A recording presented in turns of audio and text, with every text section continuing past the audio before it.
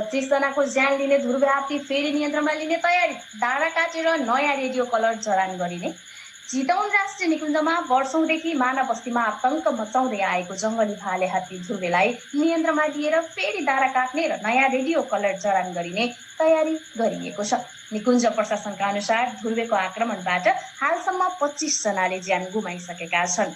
यो निर्णय गत शनिबार भरतपुर महानगरपालिका 23 मा 21 वर्षीय आशिका बोटे र उनका 4 वर्षीय छोरा भरत बोटेको ज्यान दिएपछि गरिएको हो। निकुञ्जका प्रमुख संरक्षण अधिकृत दिलबहादुर पूर्जा पुनका अनुसार ध्रुवेलाई डाँट गरेर बेहोस बनाइने, त्यसपछि डाँडा छोटो पारिने, अत्याधुनिक रेडियो कलर जडान गरिने जनाइएको छ। यसअघि पनि ध्रुवेको डाँडा काटिएको थियो र घाँटीमा रेडियो कलर लगाइएको थियो, तर पुरानो उपकरणले समयमै सूचना दिन छाडेपछि नयाँ प्रणाली जडान गर्न लागि हो। नयाँ रेडियो कलर मार्फत हात्ती मानव बस्तीमा प्रवेश गर्ने बित्तिकै सम्बन्धित निकाय र स्थानीयलाई तत्काल सूचना पुग्ने निकुञ्जको विश्वास छ।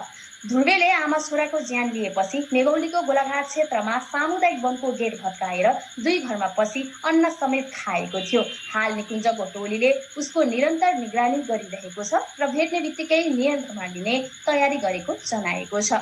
निकुञ्जका अभिलेख अनुसार ध्रुवेले 2066 सालदेखि मानवमाथि आक्रमण गर्न थालेको हो। 2069 सालसम्ममा मात्र 15 जनाको ज्यान लिएको थियो। त्यसबेला माडी क्षेत्रमा 1 महिनाभित्र 4 जनाको मृत्यु भएपछि ध्रुवेलाई मार्ने निर्णय समेत भएको थियो। पछि केही वर्ष शान्त देखिए पनि 2074 मा नेपाली सेनाका एक अधिकारी र अहिले फेरि आमा छोराको ज्यान लिएपछि यो हात्ती पुनः उच्च जोखिमको सूचीमा परेको छ।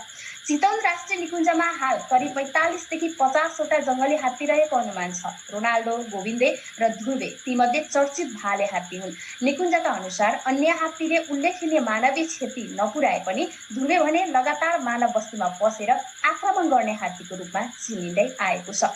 यसैबीच हात्तीको आक्रमण र आगलागीबाट घर गुमाएको बोटे परिवारको घर पुनर्निर्माणका लागि निकुञ्ज विपद व्यवस्थापन समिति तथा अन्य सरकारवाला निकायले आवश्यक सहयोगको प्रक्रिया पनि अघि बढाएका छन्।